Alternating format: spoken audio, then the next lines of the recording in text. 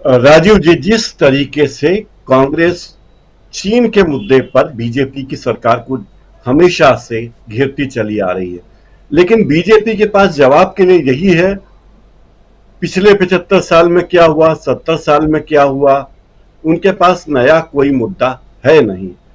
तो ऐसे हालत में बीजेपी सेल्फ डिफेंस की पोजीशन में है, वो अपना बचाव करना चाहती किसी भी बहाने से।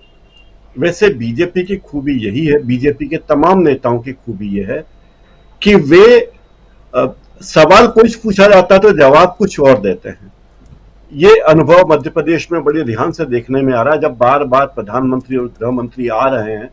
गृह मंत्री भी कल भी भोपाल में थे और उन्होंने हर बात के लिए कांग्रेस को ही दोषी करार दिया और एक आरोप पत्र, 12 आरोप कांग्रेस पर लगा दिए। सरकार बीजेपी की है, डबल इंजन की सरकार है, लेकिन आरोप कांग्रेस पर है और ये कह रहे हैं कि आप जवाब दीजिए। वही सरकार, जब कहा जाता है कि 20 साल का हिसाब दीजिए बीजेपी वालों, तो वो कहते हैं कि आप 50 साल का जवाब दीजिए।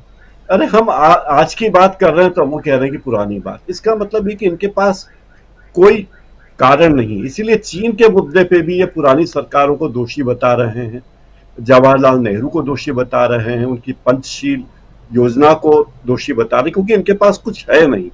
गड़बड़ इन्होंने की है, लेकिन इन्हें लगता है कि अगर लड़का परीक्षा में फेल हो गया तो उसके कारण दादाजी न पिताजी को पैदा करते, न पिताजी बच्चे को पैदा करते। इस तरह की बातें इनके मन में है। कोई मूल मूल मुद्दे पर ये आना नहीं चाहते। और अभी जिस तरह के आरोप प्रत्यारोप लगाते हुए दिख रहे हैं बीजेपी के नेता, उससे लगता है कि उनके पास कहने के लिए कुछ भी नहीं है, लेकिन उनके पास सीबीआई है, उनके पास ईडी है, उनके पास इनकम टैक्स है, उनके पास पुलिस है। तो अमित शाह यही कहते हैं हर बार। उन्होंने यही कहा कि जब कहा गया कि कांग्रेस आप पर इतने आरोप लगाती है, आप क्या कहेंगे, तो वो कहते हैं कि अभी ईडी का काम ठीक से चल नहीं रहा, ईडी वालों को भेजना है, वो याद दिला रहे हैं।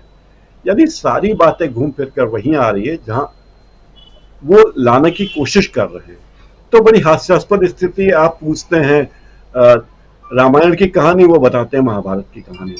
तो यही चल रहा है। लेकिन कांग्रेस की सीडब्ल्यूसी में जो लोग आए हैं, जैसे सचिन पायलट आए हैं, युवा हैं, उन्होंने उदयपुर में तय किया था कांग्रेस ने कि हम 50 साल से कम के लोगों को मौका देंगे, दे रहे हैं।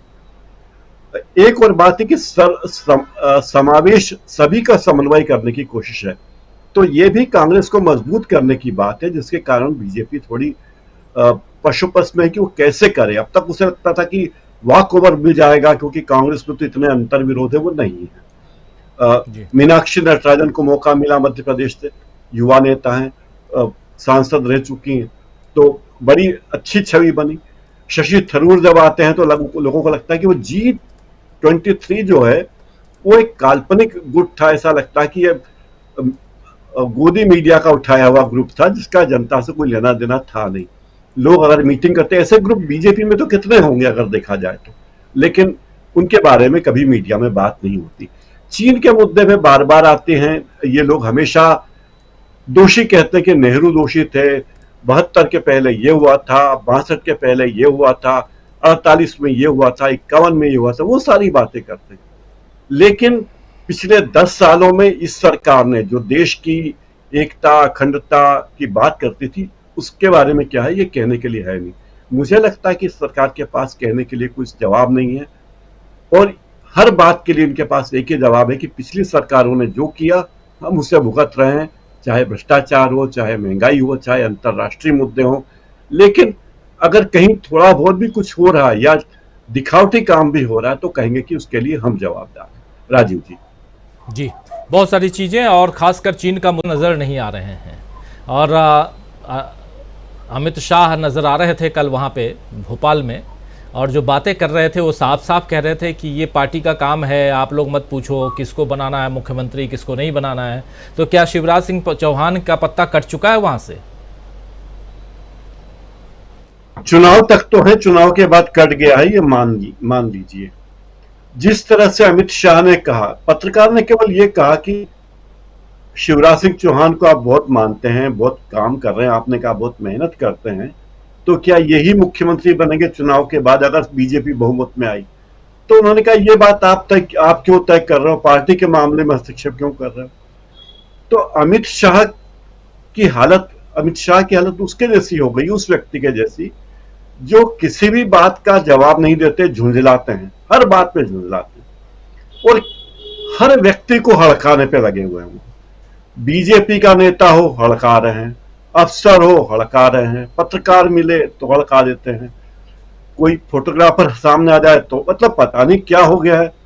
तो ये हड़काने की आदत लगता है या तो वो अजर अमर अनंत हैं, ब्रह्मा जी की जगह आ गए हैं अमित शाह, उनको ये भ्रम हो गया, या वे बहुत घबराए हुए हैं, उन्हें लगता है पता नहीं क्या होगा, चुनाव के बाद क्या होगा। और मोदी जी जो है आजकल वर्चुअल मीटिंग बहुत ले रहे हैं मध्य प्रदेश के मामले में, आज भी वो वर्चुअली उपस्थित हो गए। वो तो क्योंकि ब्रह्मलोक के व्यक्ति हैं तो आकाशवाणी ही करेंगे, वो धरती पे तो आते ही नहीं है मोदी जी। तो 5 बार अमित शाह आ चुके हैं। इस पे सवाल पूछा कि क्यों आ रहे हो, तो बोल भाई आपसे पूछ के आऊंगा।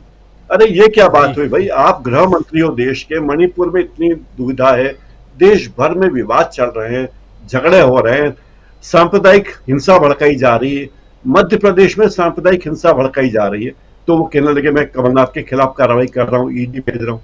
तो उनका बोरायापन लगता है कि वो जो बोरा गए हैं, लगता है कि मध्य प्रदेश उनके हाथों से जा रहा है। दूसरी बात यह कि बीजेपी को लगता है बीजेपी में बड़े बड़े खिलाड़ी 2-3 हैं और बाकी टीम पूरी नदारद है, तो यहां मुश्किल है। दूसरी बात है कि वो धोनी, उनके पास अगर एक धोनी है और एक विराट कोहली है तो वो चाहेंगे कि ये टीम ही क्रिकेट भी खेले, टीम ही बास्केटबॉल भी खेल ले, ये टीम ही हॉकी भी खेल ले, ये टीम ही फुटबॉल भी खेल ले। तो ये बड़ी हास्यास्पद स्थिति है। आपके पास हर तरह के लोग होने चाहिए, लेकिन बीजेपी में चूंकि हमारे पास धोनी है तो धोनी साहब ही रहेंगे, मोदी है तो मोदी ही सब जगह रहेंगे। ये बीजेपी के लिए जो चुनौती बनेगा आगे जाकर, और कांग्रेस के लिए जो बड़ी बात होगी कि कांग्रेस में हर तरह के व्यक्ति के लिए जगह है, आप सहमत हो तो भी जगह है, असहमत हो तो भी जगह है। आप कल्पना कीजिए कि जिस तरह के G23 जैसा ग्रुप अगर बीजेपी में होता तो बीजेपी अभी एक ही ढर्रे पे चल रही है और वो ढर्रा ऊपर के 2 लोगों 2.5 लोगों के पीछे चलने का है। इससे देश चलाएंगे मुश्किल है।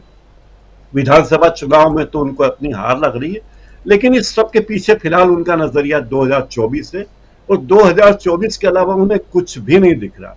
अगर ग्राम पंचायत के चुनाव भी होंगे तो वो देखेंगे इसमें हम 2024 में क्या फायदा उठा सकते हैं। तो इतनी विकट स्थिति में बीजेपी आ गई है क्योंकि वहां बी टीम, सी टीम, डी टीम है ही नहीं, एक ही टीम है और एक टीम में 2.5 लोग। राजीव, एक टीम में 2.5 लोग हैं, ये 2.5 कौन है? 1 और 2 तो समझ में आ रहा है, ये 2.5 कौन है प्रकाश जी? थोड़ा आवाज दीजिए। नड्डा जी, JP नड्डा आधे हैं जी। नहीं, मैं सोच रहा था कि स्मृति ईरानी का नाम